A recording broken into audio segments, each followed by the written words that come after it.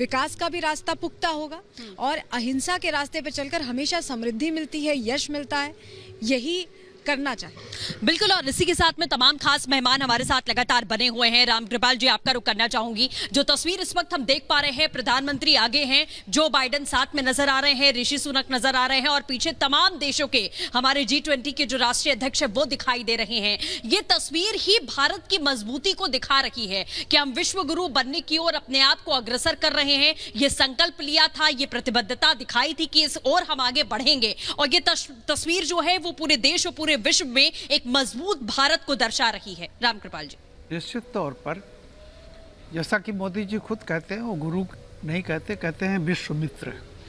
तो एक बड़प्पन है, हम अपनी तरफ से क्यों किसी को गुरु कहें, हम मित्र हैं। और जो अभी आपने देखा होगा कि जो भजन चल रहा था उसमें एक तो था कि पीर पराई, वैष्णव जन उनको कहिए जो पीर पराई जाने हैं, और उसके बाद दूसरा भी जो चला उसमें भी पतित पावन, यानी जो बिल्कुल नीचे है उसको उठाना ही सबसे बड़ा धर्म होता है।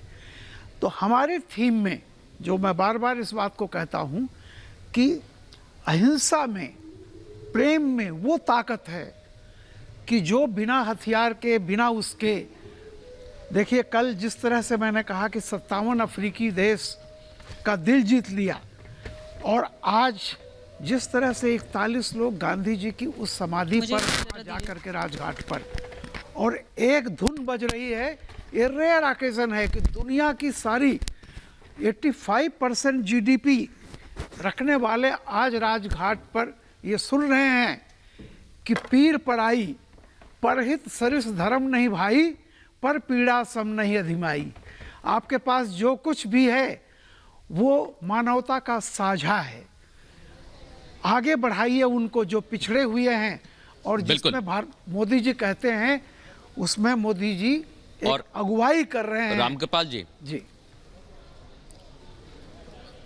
बिल्कुल रामकृपाल जी, जो बातें आपने कही हैं वो काफी महत्वपूर्ण है और मैं इसमें एक बात और जोड़ना चाहूंगा। जिस पंक्ति का आपने जिक्र किया, पतित पावन सीताराम, 1925 में वीर सावरकर ने पतित पावन मंदिर की स्थापना की थी और उसको भी 100 वर्ष पूरे होने वाले हैं। तो जो विचार था भारत के स्वतंत्रता संग्राम सेनानियों का, वो आज पता चल रहा है। और रामकृपाल जी, ये बहुत महत्वपूर्ण बात आपने कही है। मैं इसी को आगे बढ़ाते हुए एक और बात यहां पर कहना चाहूंगा कि अहिंसा के मार्ग पर चलना, ये तो गांधी जी ने बताया, लेकिन आज यहां आकर इन भजनों को सुनवाकर ये बताया जा रहा है कि विश्व में हम पहले पिछले दशकों में देखते थे कितना अलग अलग राज्यों में, अलग अलग इलाकों में, अलग अलग देशों में खून बहाने की कोशिश की गई है, लेकिन आज उसको भी एक संदेश है कि वन फ्यूचर, भविष्य में शांति ही स्थापित होगी। और मेजर जनरल वीके दत्ता इस समय हमारे साथ जुड़ गए हैं और शांति को स्थापित करना। जी, आप कुछ कहना चाह रहे हैं, कहिए सर। नहीं, बिल्कुल, मैं केवल यही कह रहा था कि ये जो है, देखिए दुनिया की समृद्धि पर बैठे तो मैं नहीं कहूँगा, लेकिन दुनिया की तमाम समृद्धि जिनके हाथों में है, आज उनको ये भजन जब सुनाई पड़ रहा होगा कि पीर पराई जाने हैं, मनुष्य जीवन का यही है कि मैं दे दूं और न लूं कुछ, केवल उत्सर्ग झलकता है, यानी जो देने में सुख है।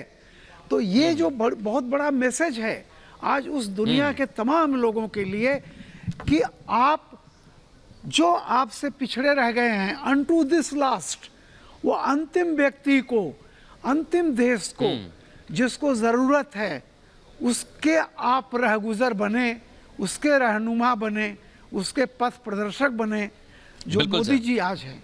और जी, और इसी चरैवेती के सिद्धांत को दुनिया आगे बढ़ा रही है। मेजर जनरल वीके दत्ता भी इस वक्त हमारे साथ जुड़ गए हैं।